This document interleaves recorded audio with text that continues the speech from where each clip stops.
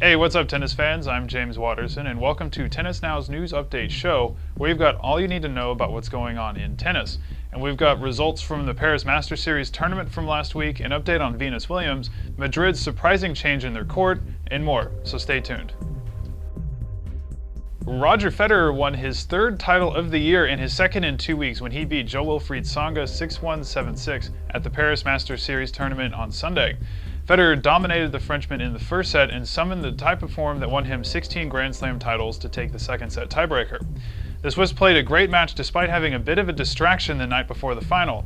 After his win, Federer said he hardly got any sleep because one of his 2-year-old twin daughters woke him up at 4 a.m., which has apparently been a common occurrence this year. Regardless, the win was a fitting conclusion to what was a momentous week for Federer, as the 30-year-old became only the 7th player in the Open era to win 800 matches. He also claimed the title in Paris, the 69th of his career, for the first time, and he also joined Andre Agassi as the second player to win both the French Open and the title in Bercy. En route to his third title of the year, Federer scored important victories against Thomas Berdych and Richard Gasquet, who beat him earlier this year in Rome. But the wins against Tsonga and Berdych will do wonders for Federer's confidence, as they have also qualified for the Barclays ATP World Tour Finals, which happens next week. Federer will be going into the final tournament of the year as its defending champion, and he will be trying to win it for his record 6th time.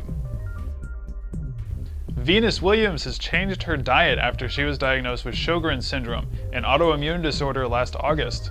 Sjogren syndrome is a chronic disorder that disrupts moisture production in certain glands of the body. It also affects the salivary and tear glands, and it can also affect the lungs, bowels, and other organs. The syndrome can also cause an excessive amount of fatigue, which is something that Venus said she has struggled with for years. At a sports conference in Qatar, she said she has started eating more vegetables to counteract the effects of the illness, and despite the conditions, she said she is going to play a full schedule next year. Since she withdrew from her second round match at the US Open, Venus has fallen to number 103 in the rankings. But if she can stay healthy next year, she will surely work her way back to the top. The Madrid Masters Tournament, which starts on May 7th next year, will be the first tournament to use blue clay, despite the protests of Roger Federer and Rafael Nadal. Ion Tiriac, an advisor to the tournament, said the new color provides up to 30% better visibility for the players and television audiences.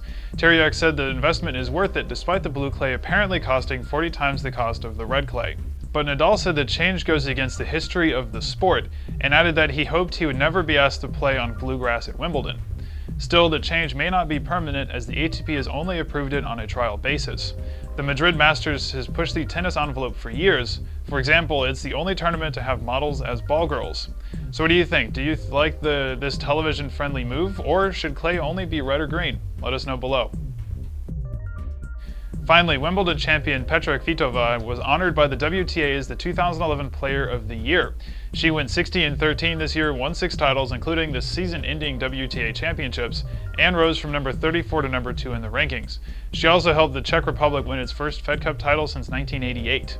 Sabina Lizicki received the Comeback Player of the Year award, Edina Camelia Begu of Romania won Newcomer of the Year, and Agnieszka Radwanska won the fan-favorite singles player. And that'll do it from us. Remember to check us out at tennisnow.com to know what's going on in tennis, and follow us on Facebook and Twitter for breaking news updates. Also, Tennis Now is heading to London to cover the Barclays ATP World Tour Finals. We'll have video interviews, stories from the tournament, and more, so make sure to stay tuned to get a unique look at the final tournament of the year. As always, thanks for watching, and have a great week, everybody.